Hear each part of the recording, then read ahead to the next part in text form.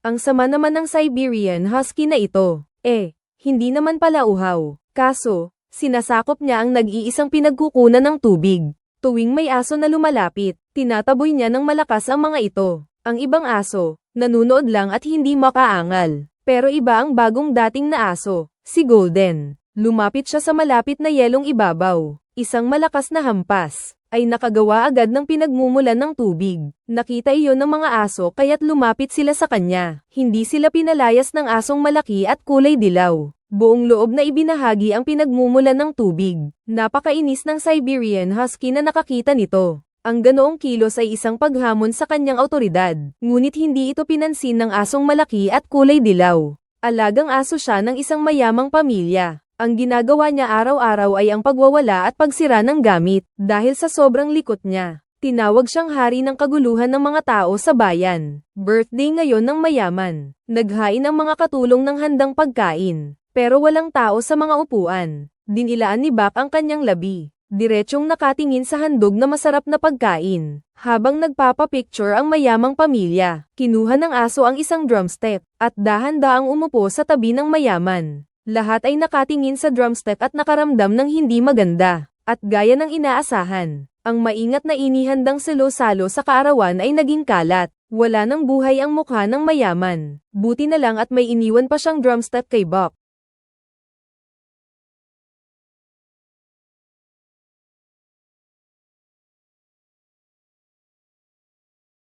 Para parusahan ang aso, pinagbawalan siya ng mayaman na pumasok sa bahay ngayong gabi.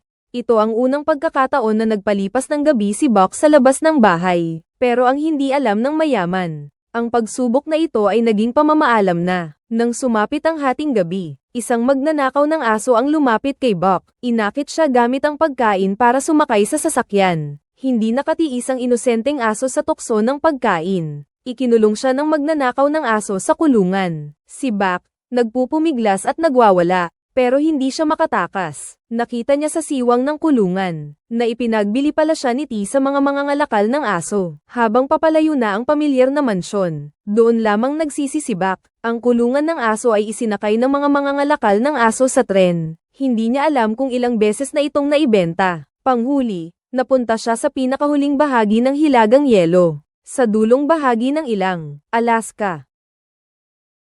Ang asong ito mula sa timog. Saan pa kaya nito nakita ang ganito kapal na nyebe? Agad na lumakad ng parang hindi pa nakakakita ng ganoon. Punong-puno ng pag-usisa si Bok sa lahat ng ito. Tuwang-tuwa at talon ng talon. Ngunit hindi nagtagal ang kasiyahan. Mula sa isang mayamang aso ay naging isang hamak na alipin siya. Nalulumbay si Bok dahil sa laki ng kanyang katawan. Napakahalata siya sa mga ibang aso. Agad na nagustuhan siya ng binatang Afro-American. At sa ganoon, si Bok ay nagkaroon ng pangalawang amo. Sila ay mag-asawang kartero. Noong una, hindi nasiyahan ang babaeng amo. Dahil sa parehong presyo, maaari silang bumili ng kahit dalawang Siberian Husky. At saka, siya ay isang tuta na walang karanasan. Ngunit hindi nila alam, ang asong ito na hindi niya masiyadong gusto, ay marami siyang ililigtas sa panganib. Si Bok, ang bagong miyembro ng grupo, ay ayaw na ayaw sa kwelyong isinuot ng kanyang amo. Sa kanyang unang trabaho, nahihirapan din siyang makisama. Natutamba-tamba siya habang tumatakbo. Nang sa wakas ay nahabol na niya ang grupo. Naaga na naman ang atensyon niya ng isang kuneho sa gilid ng daan. Isang iglap lang ay lumihis na sa tamang daan. At sa huli, nag-iisa niyang naibaba ang buong grupo sa burol. Ang ibang aso ay nagrereklamo, nakasimangot. Si Bok naman ay nakayuko, nagkukunwaring walang alam. Nang dumating ang amo sa harapan niya, hindi siya sinaway ng amo. Bagkos, mahinahong sinabihan siya nito. Bok, iisa na ang ating tadhana ngayon. Sabay tayong nadapa kanina. Ngayon, sabay din tayong babangon. Subukan nating muli. Sa patuloy na pag-e-encourage ng amo, unti-unting umuunlad si Bok araw-araw. Ngunit sa sobrang bigat ng trabaho, di nagtagal, napagod siya ng husto. Sa mga sumunod na araw, naging mas matyaga na si Bok, kahit na madalas siyang inaapi ng nangungunang husky. Mabuti na lang at naipadala niya ang karamihan sa mga sulat. Hanggang isang araw, natuklasan ni Bok na ang nangungunang husky na iyon, ay madalas gamitin ang kanyang posisyon, para agawin ang pagkain ng ibang aso. Ang mga aso ay nagtitimpi na lamang. Napayuko na lamang siya at nalungkot. Ngunit, nakita iyon ni Buck na walang pakialam sa mundo, at ibinigay pa ang kanyang pagkain dito. Pagkatapos ay umalis na siya nang hindi lumilingon. At dahil sa mabuting gawa na iyon, nagkaroon ng magandang tingin sa kanya ang mga aso.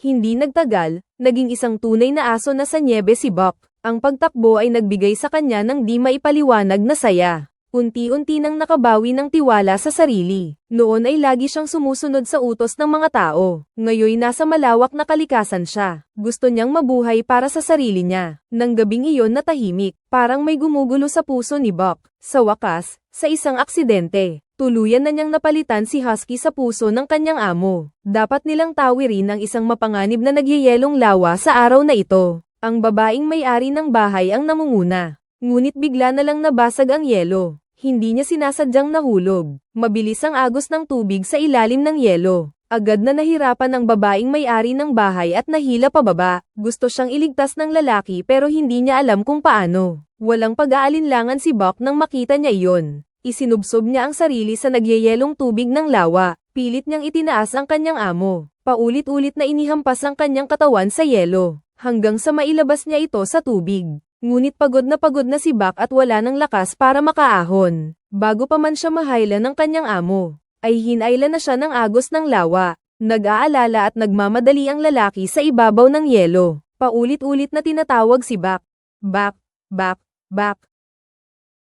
Nang marinig niya ang boses, dali-dali siyang naghanap ng pwesto. Pagkatapos ay kinuha niya ang kanyang palakol at pinagpupukpok ang yelo. Ngunit ilang hampas pa lang ay nabali na ang palakol. Nang hihinang pinalo ng lalaki ang yelo gamit ang kanyang mga kamay. Sa gitna ng kanyang matinding kalungkutan, may biglang nag-abot ng isang pamakpok ng yelo sa tabi niya. Walang pag-iisip na tinanggap ito ng lalaki, at agad na nagsimulang mag-ukit muli sa yelo. Bigla siyang may naalala. Lumingon siya. Ang aso palang si Buck na gustong niyang iligtas, ay nakaupo ng walang sugat sa gilid. Buck.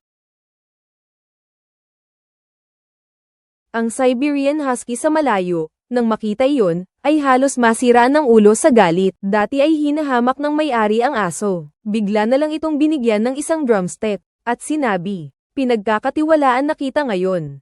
Pagkatapos ay umalis na ito. Muli itong nasaksihan ng Siberian Husky. Para sa kanya, oras na para sa isang pag-aaway. Magaganap ito ngayong gabi. Hinabol ni Bakar at ng mga kasama niya ang isang kuneho. Nang sa wakas ay mahuli na nila ito. Pinakawalan niya ito.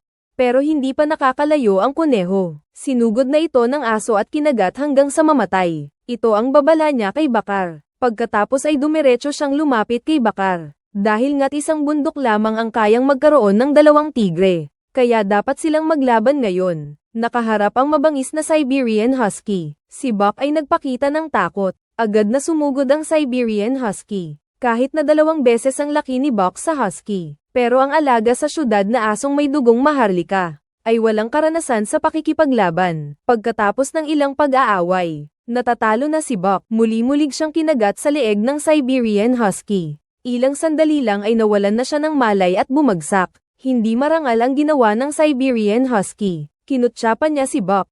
Pagkatapos ay lumapit siya sa mga kasamahan niya para ipakita ang kanyang lakas. Ngunit mas pinili ng ibang mga aso na umalis na lang, kaysa bumalik sa tabi ng Siberian Husky. Paulit-ulit silang tumahol kay Buck. Umaasa silang tatayo ulit ito. Tapos, sa sumunod na segundo, tumayo nga si Buck. May kakaibang talas na ngayon ang mga mata niya. Nagising muli ang kanyang pagiging ligaw. Nasa alanganin na rin ang posisyon ng Husky. Ang tanging magagawa na lang nito ay sumugod ulit kay Buck. Isang magandang sidestep ang ginawa ni Buck, at agad niyang naagapan ang leeg ng kalaban. Pag-angat, tadyak sa mukha, at pagyurak. Sunod-sunod na ginawa.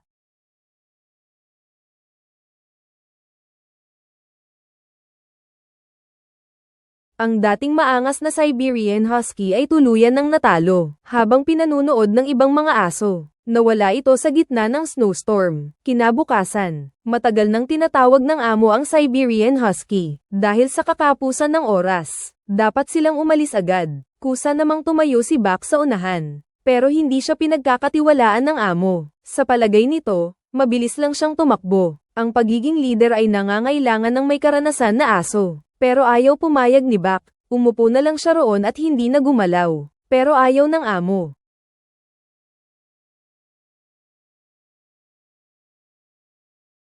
Inilabas ng amo ang isang may karanasang matandang aso. Ngunit lumingon ang matandang aso. Nang makita ang galit na si Buck at ayaw na ayaw magpasuot ng kwelyo. Nagpagulong-gulong pa nga ito sa lupa. Wala nang nagawa ang amo kundi gawing leader si Buck. Pero kahit na ganun, hindi pa rin nila siya pinaniniwalaan. Bulong pa rin siya ng bulong na siguradong 2 araw ang Atres. Sa wakas, nakarating na si Buck sa pinakaharap, kasabay ng utos ng amo.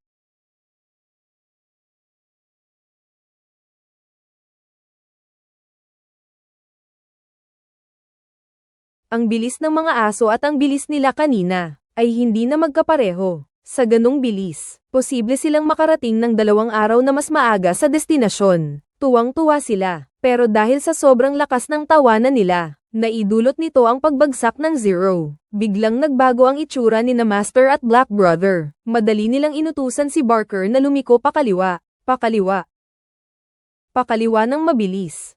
Pero parang mayroong kung anong puwersa na gumagabay kay Barker. Hindi niya sinunod ang utos ng amo niya. Bagkus, walang pag-aalinlangan niyang dinala ang buong team, patungo sa direksyon ng pagguho ng yelo. Hindi, hindi, hindi.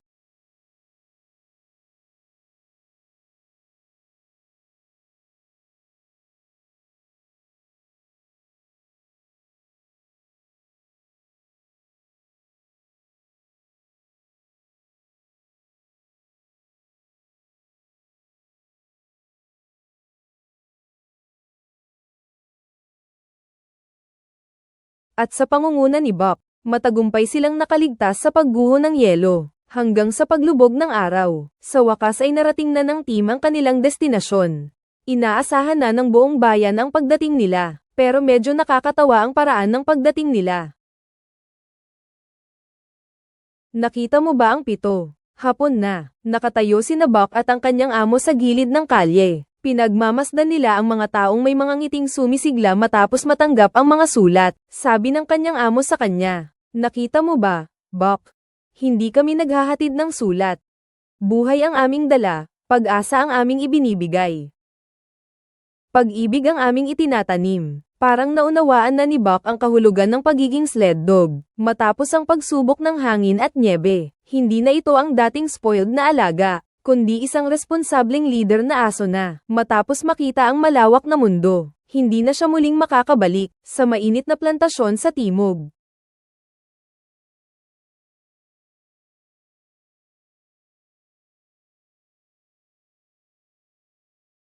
Kinaumagahan, handa na nilang dalhin ang mga sulat at magsisimula na sanang umalis. Ngunit bigla na lamang, isang matandang lalaki ang nagmamadaling dumating na may hawak na sobra. Nakita ito ni Buck at dali-daling nagpreno.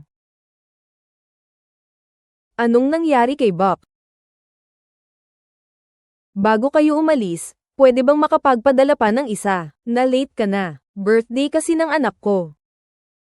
Kailangan kong ipadala ito sa asawa ko. Alaala, dapat noon pa kayo dumating nang makatanggap kami. Medyo natagalan ako sa pag-e-edit. Sa huli, tinanggap ni Buck ang sulat, at ganoon nagsimula ang pagsasama nila, ng tao at aso. Mula pagkatapos ni Shing, si Buck ang nanguna sa snowmobile team at biglang sumikat. Ang bilis niya sa paghahatid ng sulat sa tuwing, ay nauna lagi, hindi na huli. Isang panahon, si Buck ay nasa tuktok ng kanyang kasikatan, ngunit hindi nagtagal. Habang umuunlad ang panahon, ang snowmobile team ay agad na napalitan ng telegrapo. Pinilit ni Kangbo ang lalaki na ibenta ang kanyang sled dog, at bumalik kaagad sa kampo. Para mabuhay, napilitang ibenta ng lalaki ang kanyang aso. Pasensya na, Buck. Hindi na nila ako kailangan, pati na ang aking snowmobile. Pagdating ng tag-araw, darating na ang telegrama rito. Isang bagong paraan ng pagpapadala ng mensahe. Iyon na ang turno. Mahaba pa ang lalakbayin mo.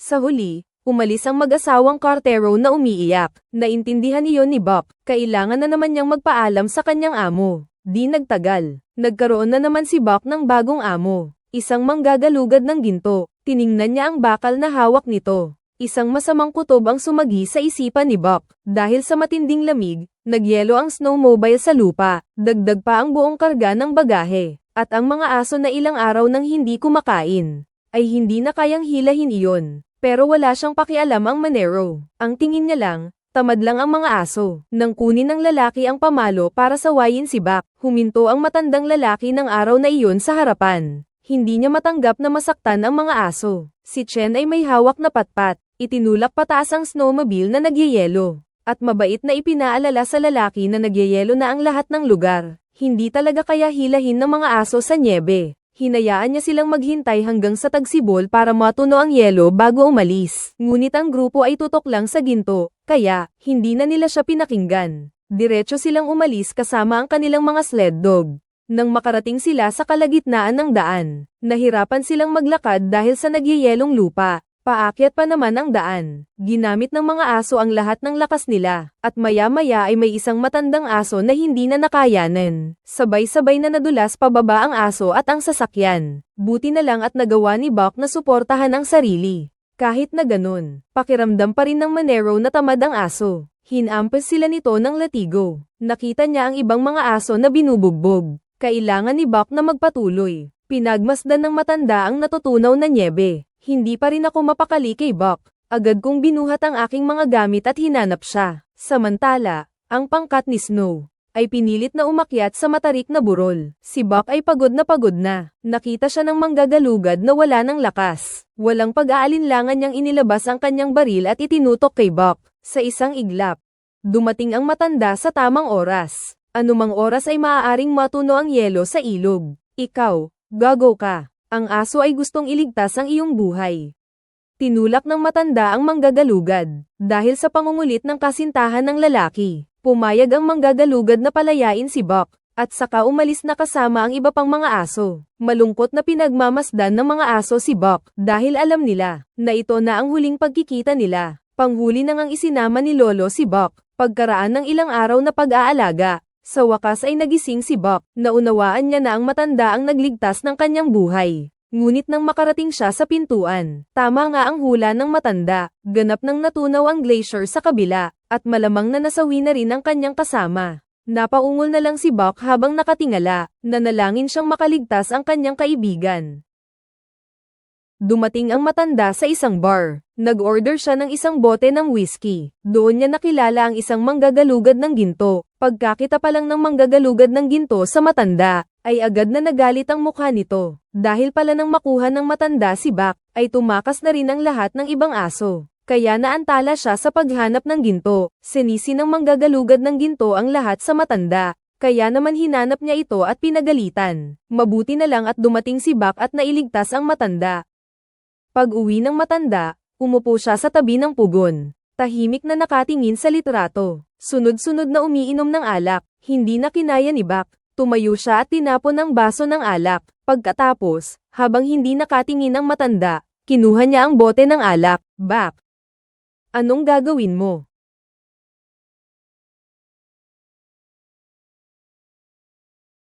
Nahukay ni Buck ang isang hukay sa nyebe, at inilibing niya ang bote ng alak. Nang mahanap na ito ng matanda, umupo siya sa ibabaw nito. At kahit anong tulak ng matanda ay hindi siya natinag. Sino ba naman ang hindi? Ang laki-laki ni Buck. Wala nang nagawa ang matanda kundi sumuko na lang. Ang laki-laki mo talaga.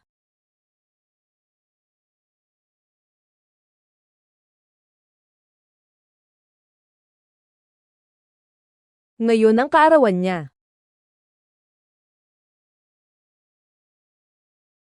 Ang anak ko. Pagkamatay niya, kami ng nanay niya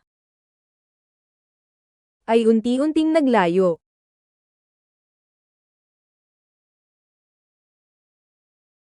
Ayaw na niyang makasama ako.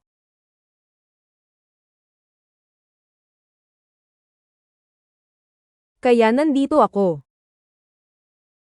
Kusa umupo si Buck sa tabi ng matanda. Pinagmasdan ang mga bituin sa kalangitan. Magkayap ang isang matanda at ang kanyang aso. Ito ang tinatawag na, ang matanda at si Bark. Kinaumagahan. Nang magising ang aso, may inilabas na mapa ang matanda. At ipinakita kay Bart, nakalagay sa mapa ang isang mataas na bundok. Ang pinakamalaking pangarap ng anak niya ay maging isang adventurer, mamuhay sa kabilang panig ng mundo, mamasyal sa mga lugar na walang nakapupunta. Para sa anak niya, ito ang tunay na pakikipagsapalaran. Ngayon, may direksyon na ang buhay ng matanda. Tutuparin niya ang hiling ng kanyang anak. Aakyatin niya ang mga bundok sa dulo ng mundo. Hahagilapin niya ang ilog na ginto. Pwede tayong pumunta.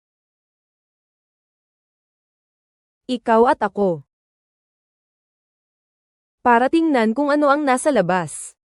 Ano sa tingin mo? Si Chen, ang matandang lalaki kasama si Bake, ay naglakbay patungo sa dulo ng mundo. Sila ay naglalakbay sa ilog na puno ng mga isda. Sa araw, milyon-milyong ibon ang namumuna sa amin sa himpapawid. Gabi na, ang mga alitaptap ay nagbibigay liwanag sa aming daan. Matapos ang mabilis na pagbagsak ng tubig, sa wakas ay nakarating na sila sa kabilang panig ng mundo. Isang lugar na hindi pa nararating ng sinumang tao. Sa pangunguna ni Bak, nakakita sila ng isang lumang kubo. Para makalayo sa ingay ng lungsod, nagdesisyon ang matanda na manirahan doon. Sinimulan niyang ayusin ang bahay. Ngunit kinabukasan, habang naliligo siya, nakahuli ang matanda ng isang malaking tipak ng ginto sa ilog. Totoo nga pala ang alamat, mayroong ilog na may ginto sa mundo. Sinubukan din ni Bak ang kanyang swerte sa paghahanap ng ginto, kahit na ang nahanap niya ay malaki. Sinabi ng matanda sa kanya na ang kulay na ito lang ang tunay na ginto, kahit na ang mundo ng aso ay puro itim at puti lamang. Ngunit sa sumunod na segundo ay nakakuha pa rin siya ng isang kasing laki ng kamao na ginto. Tinitigan lamang niya ang matanda na hindi siya pinapansin.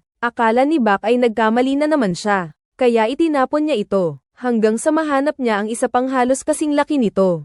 Tapos ay mayabang na kinuha ang pagkain sa mangkok ng matanda. Inaasahan ang papuri, biglang may isang puting anino ang dumaan sa di kalayuan. Ano? Anong tinitignan mo? Tingnan natin. Sige. Umuwi ka na ng maaga. Matapos makuha ang pahintulot ng matanda, makuusisang sinundan ni Bak, ngunit nang maabyutan niya ito, natakot siya. Isang malaking puting lobo na may puting balahibo. Nakita niyang umikot ang puting lobo sa kanya. Ang mga malalaking mata nito ay patuloy na sinusuri siya. Nanigas sa takot si Bak, ginaya niya ang paraan ng mga tao sa pakikipagkaibigan dito. Ngunit nagulat ang puting lobo. Agad na tumalikod at umalis doon. Ganon na lamang ang pagtatapos ng unang pagkikita nila. Malungkot na napayuko si Buck, ngunit hindi inaasahan na may naiwan si White Wolf. Nakita niya ang magkaparehong mga yapak nila. Natanto niya na maaaring magkapareho sila ng uri. Pag-uwi ni Buck ay tila wala sa sarili. Ang mukha ni White Wolf ay nasa isip niya. Ang una kong nagustuhan. Hindi ko alam kung paano manligaw. Para kay Chen si Bake, gaya ng karamihan sa mga tagahanga, tahimik na nagbabantay sa likuran ni Bailang. Ngunit si Bailang ay walang pakialam. Lumingon at nagpatuloy sa pagsunod sa hari ng mga lobo sa paghabol ng isang baboy ramo. Nang handa nang umatake ang hari ng mga lobo, isang pagkadapa at nahulog sa malakas na agos.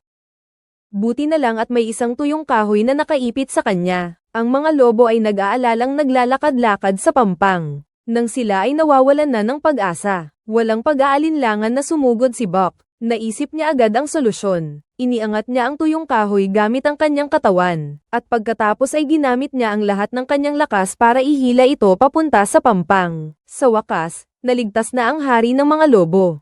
Dahil sa pagtulong niya ngayong pagkakataon, tinanggap na si Buck ng mga lobo, at hindi inaasahang naging malapit sa puting lobo. Sama-sama na siya sa mga lobo sa Pangangaso. Umagaw ang pagkain ng matanda araw-araw. Araw-araw ay manok o malaking isda. Parang naging isa na si Buck sa kalikasan. Habang tumatagal ay lalong nagpupuyat siya sa pag-uwi. Napansin din ng matanda ang kakaiba sa kanya. Isang araw, palihim siyang sumunod kay Buck papasok sa kagubatan. Pinanood niya ang aso at ang mga lobo na nagkakasundo. Alam niyang si Buck ay hindi nakabilang sa mundo ng mga tao. Masisira si Buck ng mga tao. At mapapahirapan ulit siya sa mga kamay ng mga tao. Napakalayo ng nilakad niya para mahanap ang kanyang tahanan. Samantalang ang matanda ay nagtago sa buong buhay niya. Panahon na rin para umuwi sa aking tahanan. Pagkasabi niya noon ay inayos na niya ang kanyang mga gamit. Ang mga gintong nakuha niya sa loob ng mga araw na iyon, karamihan ay ibinalik niya sa ilog ng ginto. Kumuha lamang siya ng sapat para sa kanyang pangangailangan. Sinabi ng matanda kay Buck na babalik na siya sa mundo ng mga tao. Medyo nag-aalala si Buck, dahil hindi niya alam kung ano ang gagawin. Wala.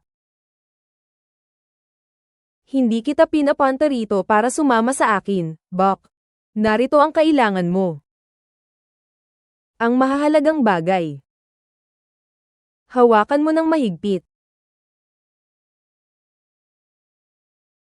Aalis na ako bukas ng umaga. Lumapit ka para magpaalam.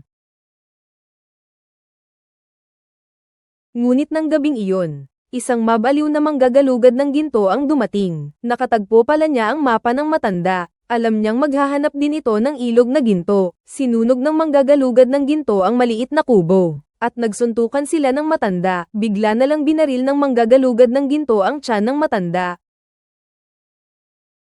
Naintindihan ng matanda ang pakay nito. Inilabas niya ang lahat ng ginto sa bulsa niya. Iwinisik sa harapan ng lalaki. Paano kaya matatakpan ng kaunting gintong ito ang kasakiman ng kanyang puso? Itinaas niya ang baril at pinilit ang matanda na sabihin ang kinaroroonan ng ilog na ginto. Ayaw niyang sa susunod na segundo. May isang malakas na putok ng baril ang narinig. Si Buck, isang malakas na pag-atake ang ginawa ni Buck at natamba ang baril nito. Pagkatapos ay dahan-dahan siyang lumapit na nakangiwi ang mga pangil. Kinuha ng manggagalugad ng ginto ang pamatok na ginamit sa kanya noon. Kinuha ng manggagalugad ng ginto ang pamatok na ginamit sa kanya noon. Kusang umatras ang katawan ni Buck, ngunit nang ihahagis na ito ng manggagalugad ng ginto, muli na namang nanaig ang kanyang pagiging ligaw. Kinagat niya ang kahoy, at pagkatapos, hindi na siya nag-alinlangan pa. Isinubsob niya ng buong lakas ang manggagalugad ng ginto sa apoy.